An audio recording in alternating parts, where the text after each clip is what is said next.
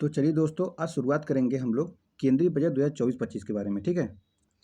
तो इस बार आप अगर यूपीएससी, पीसीएस, आरओ या किसी भी स्टेट पीसीएस का कोई भी एग्ज़ाम देना चाहते हैं, तो देखिए उसमें केंद्रीय बजट जो कि इस बार अगर 2024 में है, 25 में अगर एग्ज़ाम है, तो उसमें देखिए केंद्रीय बजट ज़रूर पूछता है, ओके? तो चलिए शुरुआत करेंगे और देखेंगे इसमें किसको कितना रुपया मिला हुआ है, कितना नहीं मिला हुआ है, क्योंकि डायरेक्ट क्वेश्चन पूछता है।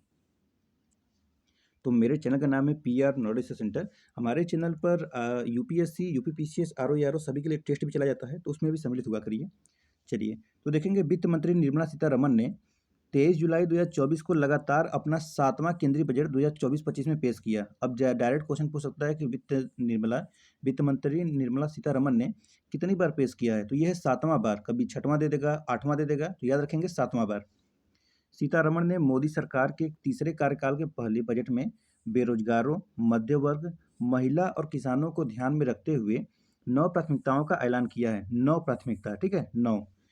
कुल कितना है? कुल 41.28 लाख करोड़ रुपए का बजट पेश किया, जो पिछले वर्ष से 3.18 लाख करोड़ अधिक है। मतलब 3.18 लाख, मतलब 3 लाख से समझिए कि ज़्यादा, 3.25 लाख से करोड़ से अधिक है। वित्त वर्ष 2024 में भारत की विकास दर 8.2% रही। राजकोषीय घाटा सकल घरेलू उत्पाद का कितना था? तो 4.9% रहने का अनुमान है। बजट में बिहार को करीब 59,000 करोड़ रुपए और आंध्र प्रदेश को 15,000 करोड़ रुपए की मदद मुहैया कराने की घोषणा की गई है। बजट में 5 राज्यों बिहार, झारखंड, पश्चिम बंगाल, उड़ीसा और आंध्र प्रदेश के विकास के लिए पूर्वोदय योजना की घोषणा की गई है। ठीक है, तो 5 राज्यों में कौन सा योजना शुरू हुआ है? पूर्वोदय योजना, पूर्वोदय योजना, ठीक है। बजट का थीम भी पूछ सकता है, तो विकसित भारत के लक्ष्य को प्राप्त करने के लिए एक रोड मैप, ये थीम है। बजट 2024-25 4 वर्गों में जातियों पर ध्यान केंद्रित किया गया है। गरीब, महिलाएं, युवा, अन्नदाता, ठीक है। जाति मतलब ये मत सोच लीजिएगा कोई कौन से कास्ट का, उसके बारे में। यहाँ पे गरीब, महिला, युवा, अन्नदाता।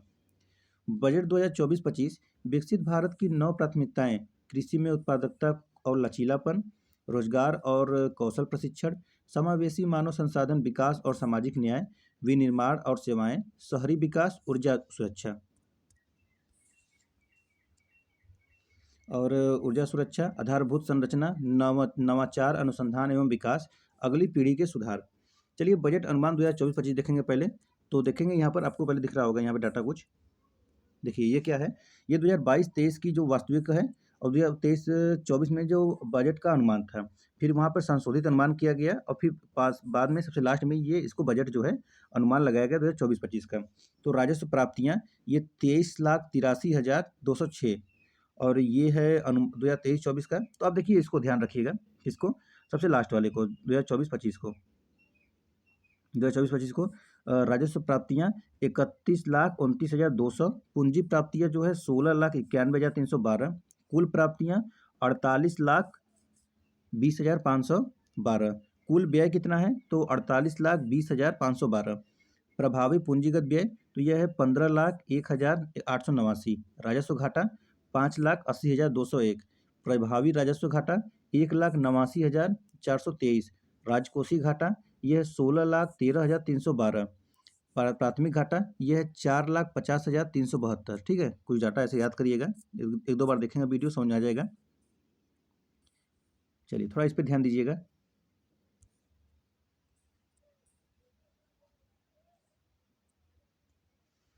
केंद्रीय राजस्व एवं व्यय, रुपया आता है, रुपया जाता है। तो पहले देखते हैं रुपया कहाँ से आता है। उधार और अन्य देयताएं देखिए 27 पैसे हैं। 1 रुपये में देखिए इसको किया गया है कन्वर्ट, ठीक है। और निगम कर 17 पैसे, आयकर जो है वो 19 पैसे, सीमा शुल्क 4 पैसे, केंद्रीय उत्पाद शुल्क 5 पैसे, जीएसटी और अन्य कर जो हैं 18 पैसे, कर भिन्न प्राप्तियां हैं 9 पैसे और ऋण भिन्न पूंजी प्राप्तियां हैं यह 1 पैसे, ठीक है। तो ये कुल मिलाकर अगर जोड़ेंगे तो 1 रुपया होगा। तो 1 रुपये में कैसे डिवाइड किया गया है उसको दिखाया जाता है। अब रुपया जाता कहाँ है? तो केंद्रीय प्रायोजित योजनाएं, जो योजनाएं शुरू होती हैं ना, उसमें चला जाता है 8 पैसे। केंद्रीय क्षेत्र की योजनाएं यह 16 पैसे और ब्याज अदायगी तो यह 19 पैसे। सबसे ज़्यादा नहीं है, सबसे ज़्यादा तो राज्यों का हिस्सा है ना। और रक्षा में जाएगा 8 पैसे, आर्थिक सहायता में जाएगा 6 पैसे, वित्त आयोग और अन्य अंतरण यह है 9 पैसे, करों और शुल्कों से राज्यों का हिस्सा है 21 पैसे, पेंशन में देने में जाता है 4 पैसे और अन्य व्यय भी इसमें है 9 पैसे का। चलिए, तो इस बार का देख लेंगे। डायरेक्ट क्वेश्चन पूछता है कि इस बार का बजट का आधार या कितना अनुमान रहा, कितने का था? तो यह है 48,20,512। ये रुपया नहीं है, ये करोड़ है, ठीक है? ध्यान दीजिएगा, 48,20,512 तो देखेंगे ब्याज 11,62,940, परिवहन 5,84,128, रक्षा जो है 4,54,773, प्रमुख सब्सिडी 3,81,175, राज्यों का अंतरण 2,22,787, ग्रामीण विकास 2,65,808, पेंशन 2,43,296, कर प्रशासन 2,03,530, कृषि और संबद्ध कार्यकलाप ये 1,51,851, गृह जो है ये 1,50,983 और शिक्षा है 1,25,638 और आईटी और दूरसंचार ये देखेंगे 1,16,342 है।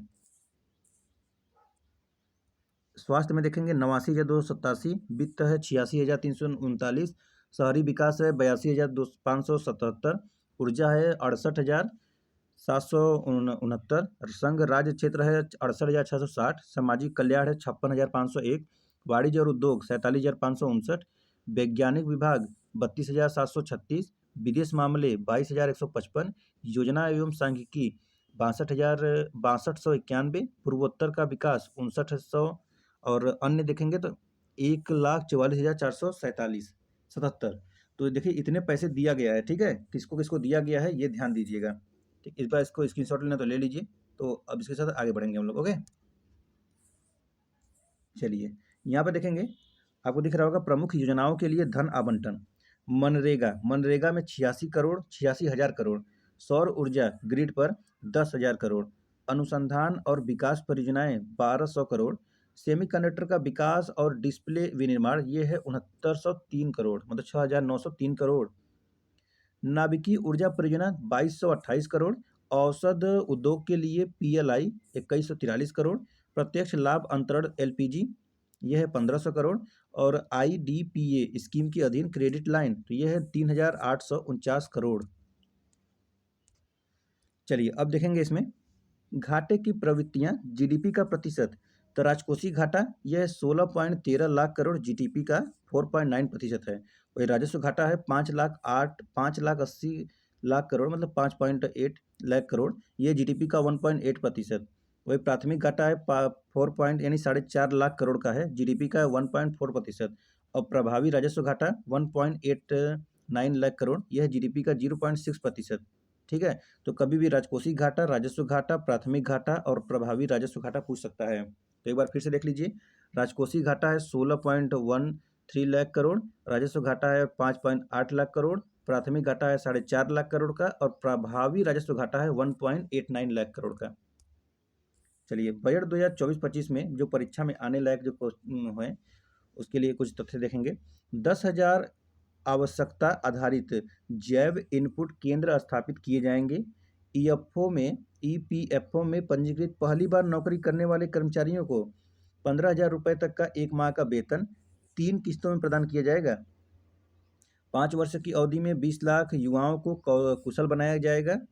1,000 औद्योगिक प्रशिक्षण संस्थानों को हब में उन्नत किया जाएगा। 5 वर्षों में 1 करोड़ युवाओं को 500 शीर्ष कंपनियों में इंटर्नशिप का मौका और घरेलू संस्थानों में उच्च शिक्षा के लिए 10 लाख रुपए तक के ऋण के ब्याज पर 3% की छूट दिया जाएगा। प्रधानमंत्री जनजाति उन्नत ग्राम अभियान ये 63,000 गाँवों को कवर करते हुए जनजाति समुदायों की सामाजिक आर्थिक में सुधार लाया जाएगा। पूर्वोत्तर क्षेत्र में इंडिया पोस्ट पेमेंट बैंक की 100 से अधिक शाखाएं स्थापित की जाएगी। मुद्रा ऋण ये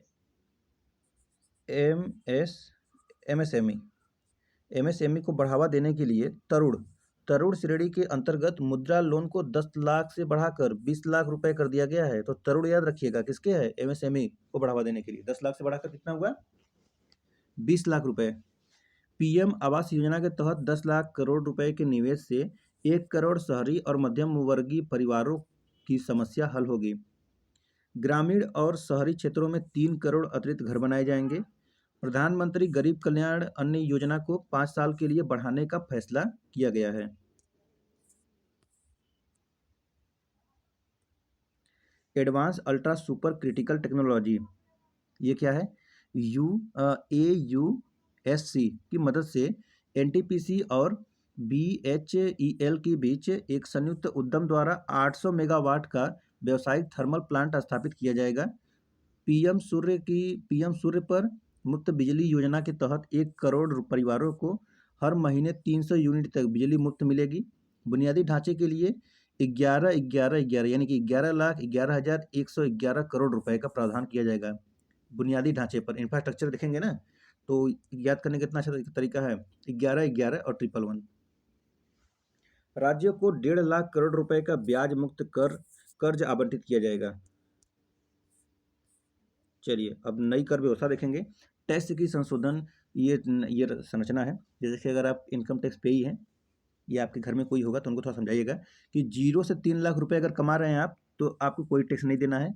लेकिन 3 से 7 लाख रुपए अगर कमा रहे हैं आप तो उसके बीच में तो आपको 5% का टैक्स देना पड़ेगा। और 7 से 10 लाख रुपए कमा रहे हैं तो 10% का टैक्स देना पड़ेगा। और 10 से 12 लाख रुपए कमा रहे हैं तो 15% का टैक्स देना पड़ेगा। और 12 से 15 लाख रुपए कमा रहे हैं तो 20% का टैक्स देना पड़ेगा। और 15 लाख रुपए से अधिक अगर आपका आय है तो इनकम है तो ये आपको 30% का टैक्स देना पड़ेगा। ठीक है। अब देखिए इसमें थोड़ा सा वो भी रहता है, जैसे कि अगर आप 3,50,000 रुपये अगर आप कमाए हैं, ठीक है, 3,50,000 रुपये कमाए हैं तो अगर अब कितने श्रेणी में आएंगे? 5%। लेकिन आपको टैक्स लगेगा सिर्फ 50,000 रुपये, क्योंकि 3 लाख तो छूट हो जाएगा ना, तो 3 लाख छोड़ के 50,000 रुपये टैक्स लगाएगा। ऐसे होता है। तो बहुत लोग ऐसे होते हैं, थोड़ा से खंखोरने वाले होते हैं, तो उनके लिए बता दिया मैंने। चलिए आगे बढ़ेंगे।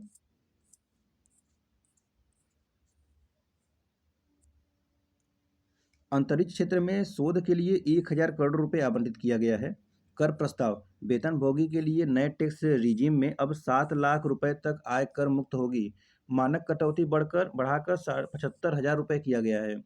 पेंशन भोगियों के लिए पारिवारिक पेंशन पर कटौती 15,000 रुपये से बढ़ाकर 25,000 रुपये कर दी गई है। सभी वित्तीय और गैर वित्तीय परिसंपत्तियों पर दीर्घकालिक लाभ पर 12.5% की कटौती लागू होगी। कुछ वित्तीय परिसंपत्तियों पर अल्पावधि लाभ पर 20% कर लगेगा। और अपील में लंबित आयकर विवादों के समाधान के लिए विवाद से विश्वास योजना शुरू किया गया है। विदेशी कंपनियों पर कॉर्पोरेट कर की दर घटाकर 35% कर दी गई है। सोने और चांदी पर सीमा शुल्क घटाकर 6% किया गया है, जो पहले 15% था। प्लेटिनम पर सीमा शुल्क 6.4% कर दिया गया है। प्लेटिनम सबसे महंगा होता है। शहरों में स्वरोजगार को बढ़ावा देने के लिए 100 साप्ताहिक बाजार स्थापित करने की घोषणा की गई है। रेलवे के विकास के लिए 2,62,200 करोड़ रुपए आवंटित किया गया है। कितना रेलवे पे किया गया है? 2,62,200 करोड़। रक्षा मंत्रालय को सर्वाधिक यानी कि 6.22 लाख करोड़, मतलब समझिए कि अगर थोड़ा सा बढ़ा देंगे तो 6.5 लाख करोड़ रुपए का बजट आवंटन किया गया है, जो कुल बजट का 12.9% है। तो रक्षा पर देना ही चाहिए। शिक्षा के लिए कितना दिया गया है? तो 1.48 लाख करोड़ रुपए का आवंटन किया गया है शिक्षा पर। पर्यटन क्षेत्र के लिए 2,479 करोड़ रुपए का बजट आवंटित हुआ है। आयुष्मान भारत प्रधानमंत्री जन आरोग्य योजना के लिए 7,300 करोड़ रुपए आवंटित किए गए हैं। प्रधानमंत्री किसान सम्मान निधि के लिए 60,000 करोड़ रुपए आवंटित हुए हैं। महिलाओं लड़कियों से जुड़ी योजनाओं के लिए 3 लाख करोड़ रुपए आवंटित किए गए हैं। बजट 2024-25 में बिहार पर सौगातों की बरसात। तो बजट 2024-25 में देखेंगे बिहार के लिए प्रत्यक्ष और करीब 59,000 करोड़ रुपए की परियोजनाओं का ऐलान किया गया है। 59,000। पटना पूर्णिया भागलपुर बक्सर बोधगया दरभंगा तक एक्सप्रेसवे बिहार की सड़क परियोजनाओं के लिए 26,000 करोड़ रुपए। 21,400 करोड़ से पीरपैंती भागलपुर में विद्युत परियोजनाएं शुरू होंगी। कोसी मेची लिंक परियोजना को मंजूरी दी गई है। बाढ़ से नुकसान के अध्ययन और रोकथाम के लिए 11,500 करोड़ रुपए का प्रावधान किया गया है। काशी विश्वनाथ मंदिर कॉरिडोर की तर्ज पर विष्णुपद मंदिर कॉरिडोर और महाबोधि मंदिर कॉरिडोर का विकास किया जाएगा। जैसे काशी विश्वनाथ बनारस में है ना, वैसे ही वहाँ पर विष्णुपद मंदिर कॉरिडोर और महाबोधि मंदिर कॉरिडोर का विकास किया जाएगा। नालंदा विश्वविद्यालय को उसके गौरवशाली स्वरूप में पुनर्जीवित करने के अलावा नालंदा को एक पर्यटन केंद्र के रूप में विकसित किया जाएगा। राजगीर के हिंदू जैन एवं बौद्ध तीर्थ स्थलों को वैश्विक पर्यटन मानचित्र पर लाया जाएगा। बिहार में 10 नए एयरपोर्ट का निर्माण किया जाएगा। बिहार को कम से कम 2 मेडिकल कॉलेज मिल सकेंगे। ठीक है, तो ये था आपका कुछ केंद्रीय बजट। ठीक है, तो चलिए अब इसके बाद कुछ परियोजनाओं के बारे में देखा जाएगा जो केंद्र में लागू जैसे किए जाते हैं। तो चलिए आज के लिए इतना ही है, और आप लोग लगातार रिवीजन करते रहिए, जितना ज़्यादा हो सके उतना ज़्यादा रिवीजन करिए, और अपने दोस्तों में भी शेयर कर सकते हैं, वो भी इस वीडियो का लाभ उठा सकते हैं। चलिए फिर मिलेंगे। जय हिंद।